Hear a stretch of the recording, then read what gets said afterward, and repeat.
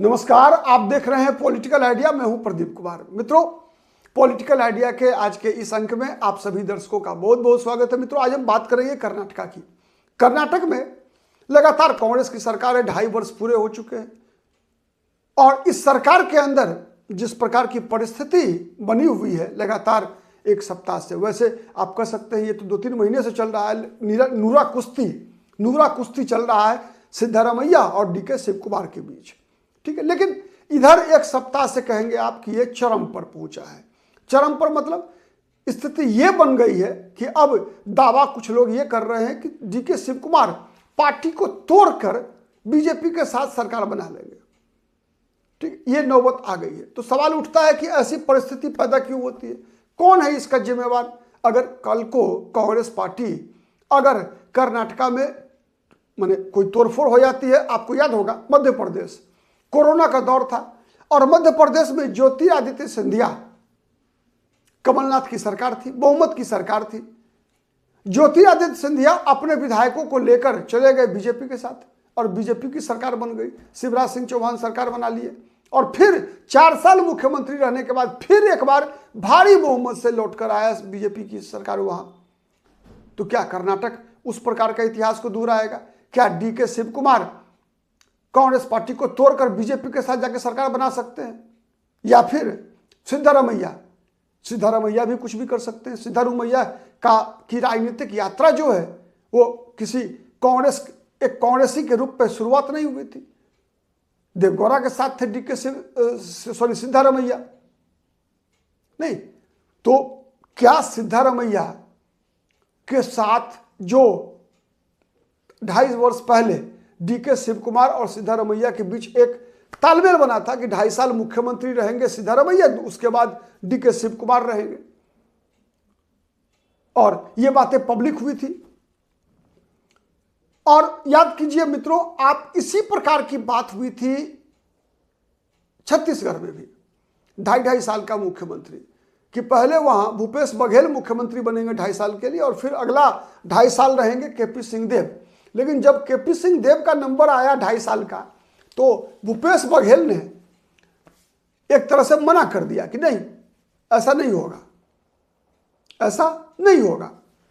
खैर, भूपेश बघेल सत्ता में बने रहे। केपी सिंह देव अपनी ताकत खो चुके थे 2.5 साल के अंदर। चूंकि होता है क्या कि सत्ता का ताकत अलग होता है। मतलब आज से 2.5 साल पहले जो कुछ विधायक डीके शिव कुमार के साथ रहे होंगे, कोई जरूरी नहीं है कि आज भी वो विधायक डीके शिव कुमार के साथ ही हों। और साथ ही ये भी संभव है कि जो विधायक उन दिनों सिद्धारमैया के साथ रहे होंगे, डीके शिव कुमार के खिलाफ रहे होंगे, आज भी वो सिद्धारमैया के साथ ही हो। ये होता है राजनीति में। लेकिन इसका सर्वाधिक लाभ मिलता है उस व्यक्ति को जो सत्ता में होता है। तो सत्ता में आज कौन है? सिद्धारमैया, ठीक है। लेकिन सत्ता में होता है तो फिर विधायकों का सहयोग मिलता है, जनभावना भी उसके साथ हो, ये कोई जरूरी नहीं होती, ठीक है। कहा जाता है मित्रों ये कि जब 2023 में सरकार बनी थी कर्नाटका में, कांग्रेस पार्टी की, सिद्धारमैया मुख्यमंत्री बने थे, बहुमत की सरकार बनी थी, तो उसमें कहा गया ये कि वो जो सरकार बनी थी उसमें सबसे बड़ी भूमिका डीके शिव कुमार की थी। और ऐसा ही कुछ आप याद कीजिए राजस्थान में हुआ था। राजस्थान में जब 2018 में वहां कांग्रेस की सरकार बनी थी, तो माना यह गया था कि इस कांग्रेस की सरकार बनने में सबसे बड़ी भूमिका अगर किसी की थी तो सचिन पायलट की थी। जैसे 2023 में कहा गया था कि कर्नाटका में सरकार बनने में सबसे बड़ी भूमिका किसकी थी? डीके शिव कुमार की थी। वैसे ही ठीक वहां सचिन पायलट की थी। लेकिन सचिन पायलट को वहां भी मुख्यमंत्री नहीं बनाया गया। बने कौन? अशोक गहलोत। और जब बात आई कि नहीं, अब अशोक गहलोत को राष्ट्रीय अध्यक्ष बना दिया जाए और सचिन पायलट को मुख्यमंत्री बना दिया जाए, वो दिन याद होगा आप, क्या हुआ था? अशोक गहलोत अड़ गए कि नहीं, हम तो सीएम भी रहेंगे और हम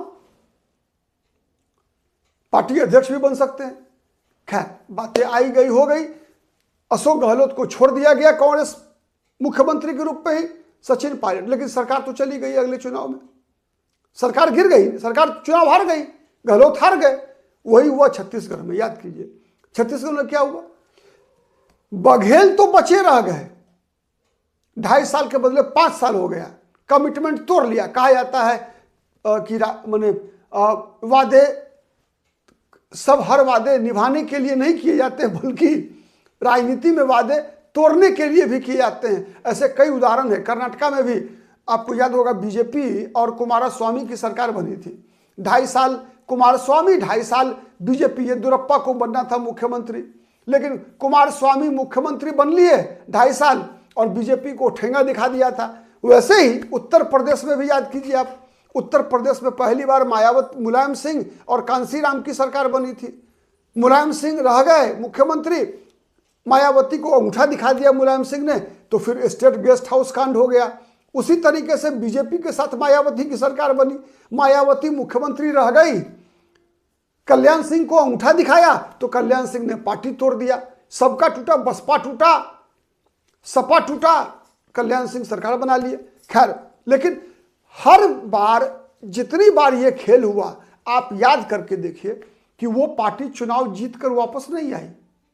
चाहे मुलायम सिंह की पार्टी रही हो जिसने वादा तोड़ा, चाहे वो मायावती की पार्टी रही हो जिसने वादा तोड़ा, चाहे वो कल्याण सिंह रहे हो जिन्होंने अपने सहयोगियों को ही तोड़ा, चाहे वो अशोक गहलोत रहे हो जिन्होंने ससमय सचिन पायलट को अपना उत्तराधिकारी नहीं बनाया, चाहे वो भूपेश बघेल रहे हो जहां भूपेश बघेल ने धोखाधड़ी किया हो। इसमें एक और जोड़ देते हैं धोखाधड़ी में, मतलब जो कमिटमेंट के खिलाफ जाने में उद्धव ठाकरे भी इसी कैटेगरी में आएंगे। बातें हुई कुछ, चुनाव जीतने के बाद आप पलट गए। तो वही स्थिति मित्रों कर्नाटका में भी है। कर्नाटका में यदि चूंकि होता क्या है कि राजनीति में कुछ बातें ऐसी होती है जो व्यक्ति ही नहीं बल्कि मतदाताओं के दिमाग में भी बस जाती है। बस किया जाती है, एक एस्पिरेशन डेवलप हो जाता है। तो कर्नाटका में उसी प्रकार डीके शिव कुमार के साथ एक बहुत बड़े वर्ग की भावना जुड़ गई है। वैसे ही जैसे राजस्थान में लोगों को क्या लगा कि यार हमने तो सचिन पायलट को मुख्यमंत्री बनाने का सपना देखा था, लेकिन कांग्रेस ने, अशोक गहलोत ने सचिन पायलट को धोखा दे दिया। हमने तो ज्योतिरादित्य सिंधिया को मध्य प्रदेश में सीएम देखने के लिए वोट डाला था, लेकिन यहां तो देख रहे हैं 80 साल के बुजुर्ग कमलनाथ को मुख्यमंत्री। बहुत सारे लोगों ने सपना देखा था केपी सिंह देव भी मुख्यमंत्री बनेंगे छत्तीसगढ़ में, लेकिन वो सपना तो खत्म हो गया। वही हाल कर्नाटका में भी हो जाएगा तब अगर ससमय जो कमिटमेंट था उस कमिटमेंट को, पॉलिटिकल कमिटमेंट को, होता क्या है कि वो मतदाता का एक वर्ग होता है ऐसा। पहली बार मैं बताऊं आपको, डीके शिव कुमार के कारण कांग्रेस पार्टी के साथ वो कालीगा समुदाय कर्नाटक में जुड़ा था और कांग्रेस के चुनाव जीतने में 2023 के विधानसभा चुनाव में सबसे बड़ी भूमिका इस बात की थी कि वो कालीगा वोट बटा, पहली बार बटा था। नहीं तो वो वोटर परमानेंट वोटर था देवगौड़ा का, और देवगौड़ा से छिटका हुआ वो कालीगा जाता था किसके साथ? बीजेपी के साथ थोड़ा बहुत, लेकिन कांग्रेस के साथ ऐसा बहुत लंबे समय के बाद हुआ था स्थिति ऐसी। ठीक है, और अब इस बार अगर डीके शिव कुमार के साथ वो कमिटमेंट, तो चूंकि वहां का समाज को आप नहीं बदल सकते ना, उसने जो एक बार माइंडसेट मनस्थिति बना लिया तो चुनाव में उसका रिएक्शन, इतिहास तो यही कहता है, भविष्य न मैं भविष्य वक्ता हूं न मैं ज्योतिषी हूं कोई, आने वाला समय बताएगा। परिस्थितियां तो यही है। सवाल यही था मेरा कि इसके लिए जिम्मेवार कौन, यदि वहां पर कांग्रेस टूटती है, विधायक दल टूटता है, या फिर आने वाले दिनों में कांग्रेस इस कारण से केवल चुनाव हार जाती है, तो कौन है जिम्मेवार? जवाब जरूर दीजिएगा। क्या सिद्धारमैया है, क्या डीके शिव कुमार है, या फिर कांग्रेस का हाईकमान राहुल गांधी, सोनिया गांधी है? कौन है इसका जिम्मेवार? बताइएगा कमेंट करके। आज के लिए इतना ही, बहुत बहुत धन्यवाद, नमस्कार।